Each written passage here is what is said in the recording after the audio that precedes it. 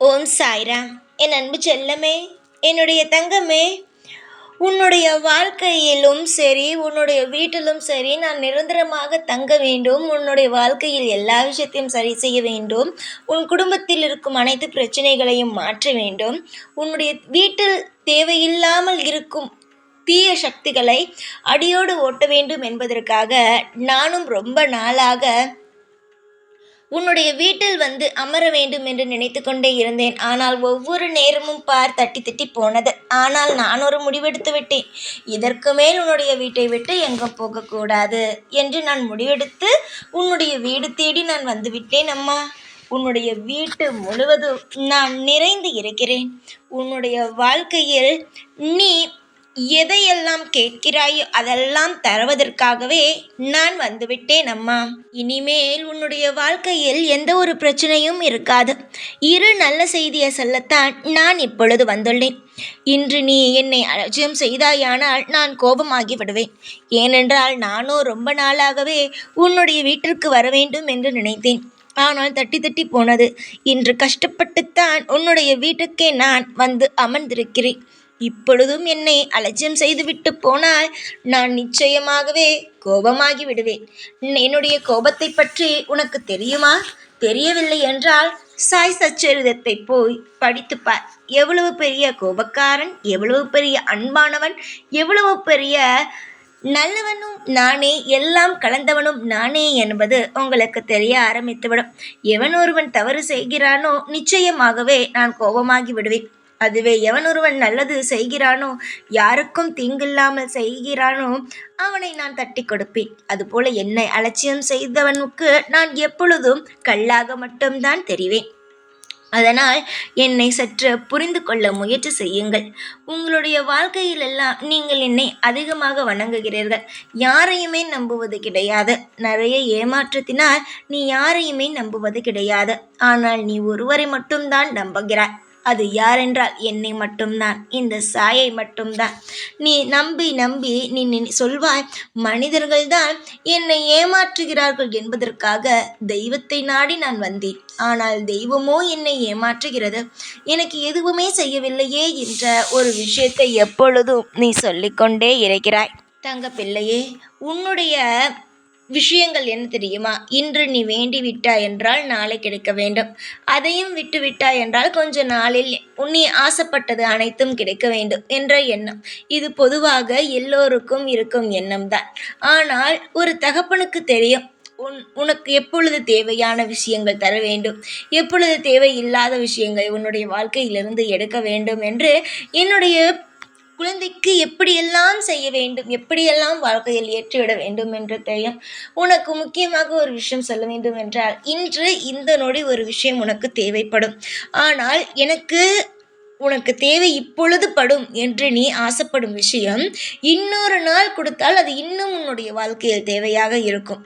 அதனால்தான் உன்னால் மீறவே முடியாத, உன்னால் எந்த விஷயத்தில் மீளவே முடியாமல் நீ தவிக்கிறாயோ அப்பொழுது உனக்கான கையை நான் பிடித்து விடுகிறேன். அதுவே சில சமயம் முன்னாலே எழுந்திருக்க முடியும் என்று இருக்கும் பொழுது நீயாகவே எழுந்திருக்கட்டும் உன்னுடைய வாழ்க்கையில் என்று நான் விட்டு விட்டு நீ எப்படியெல்லாம் முயற்சி செய்கிறாய் என்று வேடிக்கை பார்க்கிறேன். அதுவே 4 பேர் 5 பேர் வந்து உன்னை அமுத்தி உன்னை தள்ளும் பொழுது உன்னால் அந்த இடத்திலிருந்து மீண்டு வர முடியாது.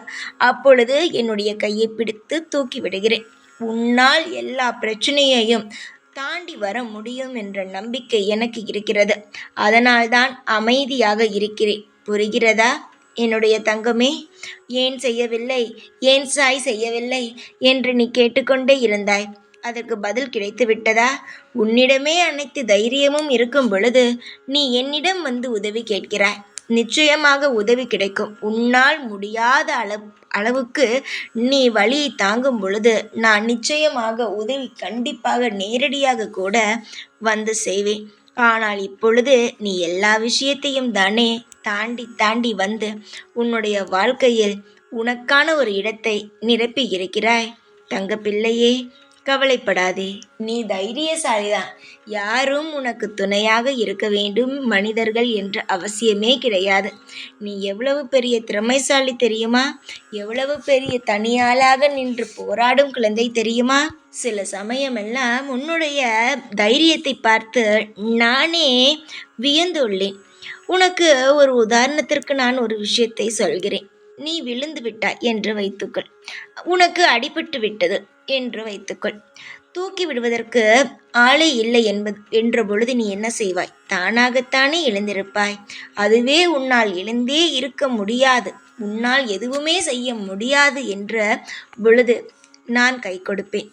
அதனால்தான் உன்னை எப்பொழுதும் தானாகவே எல்லாம் செய், தானாகவே எல்லாம் செய் என்று சொல்கிறேன். கவலைப்படாதே, உன்னுடைய கஷ்டத்திலிருந்து நிச்சயமாக நான் உன்னை மீட்டெடுப்பேன். நீ செய்யும் ஒவ்வொரு முயற்சியிலும் உன்னை நிச்சயமாக ஜெயிக்க வைத்து உன்னுடைய குடும்பத்தில் இருக்கும் ஒவ்வொருவரையுமே நான் நிச்சயமாக கரை சேர்த்து நான் வாழ வைப்பேன். போராடிய நாட்கள் அனைத்தும் போதும். இனிமேல் உன்னுடைய வாழ்க்கையில் கிடைக்கும் ஒவ்வொரு நாளுமே இன்பமான நாளாகவும் உனக்கு எதெல்லாம் தேவையோ அதெல்லாம் கிடைக்கும் நாளாக மட்டும்தான் இருக்கும். இதற்கு மேல் நான் இவ்வளவு சொல்லியும் நீ கவலைப்பட்டு கொண்டு இருந்தாயானால் நான் எதுவுமே செய்ய முடியாது என்னுடைய கண்மணியே. ஏனென்றால் நான் எதெல்லாம் செய்ய போகிறேன், அடுத்தடுத்து உன்னுடைய வாழ்க்கையில் என்னெல்லாம் நடக்கப் போகிறது என்பதையெல்லாம் சொல்லிவிட்டேன். திரும்ப திரும்ப என்னிடம் வந்து என்ன செய்கிறீர்கள், என்னால் தாங்கவே முடியவே இல்லையே என்றெல்லாம் சொல்லாதே. உன்னால் முடியாததா? இந்த உலகத்தை தனியாக ஒரு விஷயம் செய்ய வேண்டும், நீ மட்டும்தான் செய்ய வேண்டும் என்றால் நிச்சயமாக தனியாக நின்று இந்த உலகத்தோடு போட்டி போட்டு கூட நீ ஜெயித்து வந்து விடுவாய். அந்த அளவுக்கு உன்னால் மிகப்பெரிய தைரியம் உன் மனதில் இருக்கிறது. அதையெல்லாம் நீ மறந்து விட்டாயா? இவ்வளவு தூரம் உன்னுடைய குடும்பம் கீழே கடந்தது, அதை தூக்கி நிறுத்தினாய் நீ. இதெல்லாம் மறந்து விட்டாயா? நிச்சயமாக உன்னுடைய வாழ்க்கையில் எதையெல்லாம் உனக்கு நான் தர வேண்டுமோ அது எல்லாம் நிச்சயமாகவே தருவேன். எந்த ஒரு நிலையிலும் உன்னுடைய வாழ்க்கையில் கஷ்டத்தை கொடுத்து நான் பார்க்க மாட்டேன். சந்தோஷமான விஷயம் உனக்கு கிடைக்கட்டும். 4 பேர் மத்தியில் உன்னுடைய வாழ்க்கை தலை நிமிர்ந்து நிற்கட்டும். எப்பேற்பட்ட பிரச்சனை வந்தாலும் இந்த சாய் இருக்கிறேன் என்ற நம்பிக்கைக்கு வாருங்கள். இந்த சாய்க்கு தெரியும் உங்களை எப்படி பாதுகாக்க வேண்டும், எப்படி வழிநடத்த வேண்டும், எந்த இடத்தில் உனக்கு உதவி செய்ய வேண்டும் என்பது அனைத்துமே இந்த சாய்க்கு தெரியும்.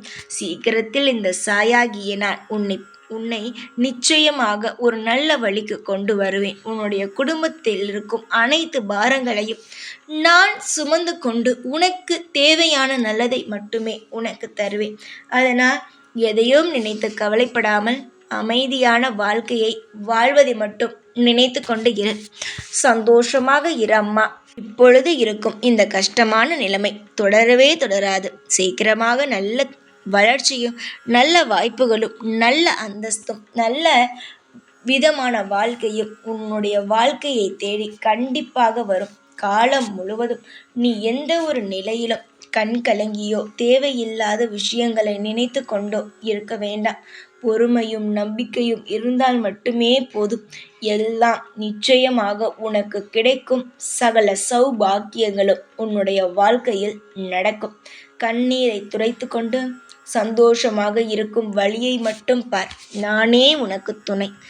எப்பொழுதும் உன் கூடவே இருந்து அனைத்து இடத்திலும் உனக்கு சுதாரிப்பை கொடுத்து நல்வழி நடத்துவேன் இந்த சாய்நான். ஓம் சாய்ராம்.